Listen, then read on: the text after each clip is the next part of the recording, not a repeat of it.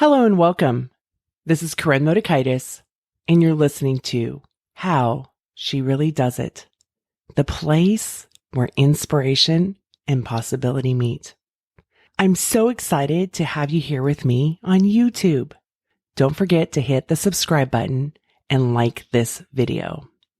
Make sure to also head down to the description box below and click the link to sign up for my newsletter to get podcast episodes and Sunday's letters filled with love delivered to your email inbox weekly. Now here's the show. On a lake, she is dreaming, she is drifting, never been so wide awake. Captured in the moment by the beauty all around her, there's nowhere else that she would rather be. Hello and welcome. This is Koren, and you're listening to How She Really Does It, the place where inspiration and possibility meet. We are meant to be in relationships. Loneliness is not good for our health, and it's a normal part of the human experience. The U.S. Surgeon General has declared a new public health epidemic in America, loneliness, and a new report finds loneliness can have profound effects on mental health, as well as heart disease, stroke, and dementia. As I talk about the vulnerability of relationships, the risk is loneliness, and it is a normal part of human experience, and it's something that we've all felt. Prolonged loneliness can be harmful to our health. And here's the thing, we have these myths about relationships, like people should know what to do, it's supposed to be easy. Or I have clients say, well, I'm trying to read the situation, or then they blame themselves that it's all their fault. And there's not clear expectations, right? I have to remind them, this is a mantra. It's from Brene. I say it all the time. I've said it here, and I've been using it since COVID. At first, when I balked at it, when I heard it, I was like, it is so profound. Clear is kind, unclear is unkind, right? So when we can have clear expectations, it really helps all of us to be able to connect better. But it's vulnerable. It's vulnerable to have those clear expectations. The other part of the vulnerability of relationships, last week I talked about the obstacles receiving. It's also vulnerable to give, right? What if the others don't want it? What if it's not what they want? It's vulnerable to ask to go and do something with a friend. These are all vulnerable. Relationships are vulnerable. Here's the thing. Vulnerability is the pathway to meaningful connection. And this is from Brené's research back in the Daring Way times. So when we can understand that there's going to be uncertainty, there's emotional exposure, there's risk, but that's the pathway to what we desire. And it's going to be bumpy, it's going to be messy. But we have these beliefs of people should know how to do it. They should know what I want. It's supposed to be easy. And we use so much energy in reading the room that we're kind of afraid to step into it because what will happen, and we're exhausted by the time we get into that connection. So understanding that there is going to be vulnerability, it's uncomfortable, but when we can learn how to talk and share and discuss and get clear of what people want and what are the expectations, what are your needs, what are theirs, and giving ourselves permission that we don't need to do it perfectly. It's not a forever. We can say, this is what I want. And then as we go through it, we may learn like, oh, actually, I don't like to do this. Maybe you're thinking like, I would love to go to baseball games with you. And you go, and after a couple, you're like, okay, that's filled my bucket for the next 10 years. And you may think, I can't say that because I've told this person that I love baseball games. And you love them and you went and you're done. It makes me think of a story when my daughter was, like 5 or 6. And we were down in Santa Cruz on a vacation and with some friends of ours, and she just wanted to go fishing. For some reason, she got it in her, I want to go fishing. And my husband said, of course, and we're going to go to the basin, and he was going to take her fishing where he went growing up as a kid.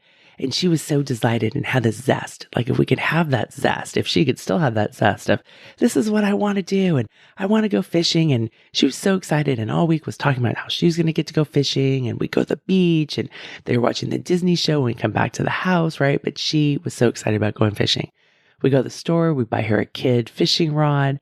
She's so excited. She's talking about it. We hike on in. She sits down. He helps her do whatever you do to go fishing. And she throws in her fishing line and she sits there. And then in about 10 minutes, she catches a fish. Like this is what happens to her. So she catches this fish. She's so excited. They release the fish and then he's going to set up her fishing rod again. And Mia says, I'm done. He goes, but you wanted to go fishing. She's like, I did. I fished. I caught the fish. I'm done. She asked for what she wanted. She didn't ever commit to going fishing again. We learned that, she asked for what she wanted. She thought this was something she wanted to do. We put on a story that this was going to be something her and her father could do over the next 20 years. They don't go fishing. They do a lot of other stuff together. You can get the permission to want to do something, love to do something, be excited to do it, and then change your mind, just like Mia did when she was 6 years old. So it's vulnerable to have relationships and it creates connection. So maybe it's about being vulnerable of making that phone call, reaching out, answering that text that has been sitting in your phone, because I think we've all have them, right? We're overwhelmed with technology. I'll raise my hand. There's so many different avenues, right? And there's so many different people that I love and adore. So we're overwhelmed. So that can be vulnerable to reach back out because maybe you ghosted them or you didn't know what the right thing to say. So you didn't say, right? Reach back out because we desire connection. And while it's normal to have loneliness and we can all be lonely, we are hardwired for connection. So my invitation for you is understand that relationships are vulnerable. There's uncertainty, emotional exposure, and risk. Parenting, as I walk alongside a lot of parents, it's really vulnerable to be a parent, right? It's kind of like we got this highlight reel of, this is going to be great. And then there's the reality of trudging through. It's a lot of hard days. It's really, really vulnerable because we're constantly judging ourselves. Am I being a bad parent? Am I not good enough? Right? Am I a bad friend? Am I not good enough? Versus being compassionate with ourselves and being kind and saying, what am I doing well? What can be improved? And receiving feedback when somebody asks for what they need. Okay. So relationships are vulnerable. I know we have this idea, especially those of us that loved Friends and these 2 friend groups, they had these apartments across and they were always there, right? I've had points in my life that I had stuff like that. In college, I lived in this great place. It was a lot of fun. It was a lot like that. And as an adult, don't have that as much. And as we get older, it's easier to get more socially isolated. So it's on me to make sure I create connections. And that means I have to be willing to be vulnerable because our lives are not TV shows. And we're also only seeing the final product. We skip over all the making of the production and all the shit shows and all of that stuff. And then we judge ourselves that things aren't flawless. And we judge ourselves because we shouldn't have to have rumblings, right? It should just be able to go smoothly. And we set up these expectations that are very, very magical thinking, but not reality. Okay, because there's going to be vulnerabilities, rumblings, disagreements. And that's how we get to the beauty in the end, but not having to be perfect. All right, my friend, my invitation for you is to be vulnerable in relationships. This doesn't mean that you just bear everything open, right? And dive right into it. Even if you're going to go into a pool, it's always about assessing what's the depth of the pool. Do I do a head first dive or do I do a feet entry?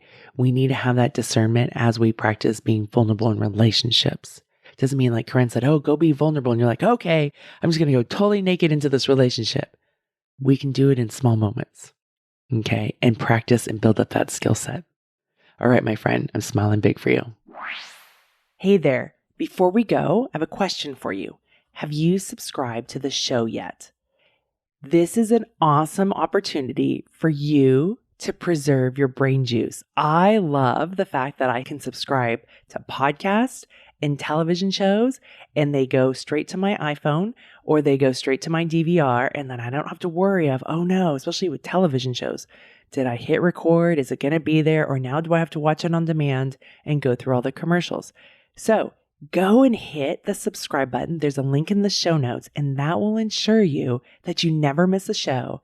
And you can also save your brain juice for other things in your life. There's way more important things.